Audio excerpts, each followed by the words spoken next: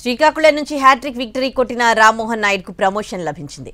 ఎంపీగా లోక్సభలో ఏపీ గళాన్ని బలంగా వినిపించిన రామ్మోహన్ నాయుడుకి కేంద్ర మంత్రి పదవికి దక్కింది.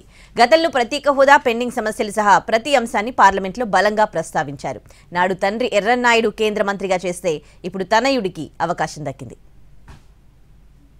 శ్రీకాకుళం పార్లమెంట్ సభ్యులు కింజరాపు రామ్మోహన్ నాయుడుకు కేంద్ర మంత్రివర్గంలో చోటు దక్కింది.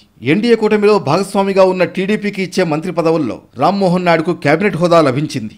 యువత, సామాజిక తరగతి, పార్టీ విధేయత వంటి సమీకరణాలతో ఆయన్ను ఈ పదవి వరించింది.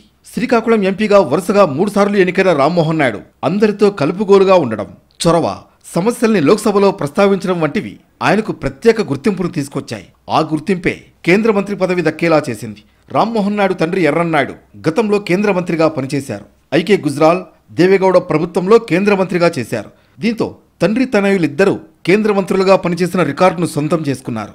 సిక్కోలు రాజకీయాల్లో తమకంటూ ప్రత్యేక గుర్తింపు తెచ్చుకుంది కింజరాపు కుటుంబం. గల్లీ నుంచి ఢిల్లీ వరకు తమదైన ముద్ర వేసింది. వాగ్ధాటి, సమస్యలపై లోతైన అవగాహన, రాజకీయ నేపథ్యం గెలుపునకు బాట వేస్తే సమర్థత పదవుల్ని తెచ్చిపెడుతోంది. గతంలో కింజరాపు ఎర్రన్నాయుడు కేంద్ర మంత్రిగా చేస్తే ఇప్పుడు ఆయన తనయుడు ఆ బాధ్యతలను చేపట్టనున్నారు. కేంద్ర రాష్ట్ర రాజకీయాల్లో కింజరాపు కుటుంబానికి ప్రత్యేక స్థానం ఉంది. టీడీపీ ఆవిర్భావం నుంచి పార్టీలో కీలకంగా ఉంటూ సిక్కోలు రాజకీయాలను శాసిస్తోంది కింజరాపు కుటుంబం.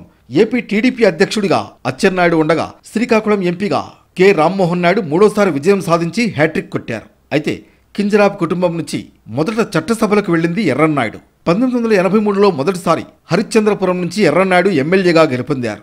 4 సార్లు ఎంపీగా విజయం సాధించారు. ఐకే గుజ్రాల్, దేవేగౌడ ప్రభుత్వాలలో కేంద్ర మంత్రిగా పనిచేశారు ఎర్రన్నాయుడు. యునైటెడ్ ఫ్రంట్ ప్రభుత్వంలో కీ రోల్ పోషించారు. ఎర్రన్న మరణం తర్వాత రాజకీయాల్లోకి వచ్చిన రామ్మోహన్ నాయుడు తిరుగులేని నేతగా ఎదిగారు. శ్రీకాకుళం లోక్సభ స్థానం నుంచి 2014, 2019, 2024 ఎన్నికల్లో వరుసగా హ్యాట్రిక్ విజయం నమోదు చేశారు. తండ్రికి తగ్గ తనయుడుగా రామ్మోహన్ గుర్తింపు తెచ్చుకున్నారు.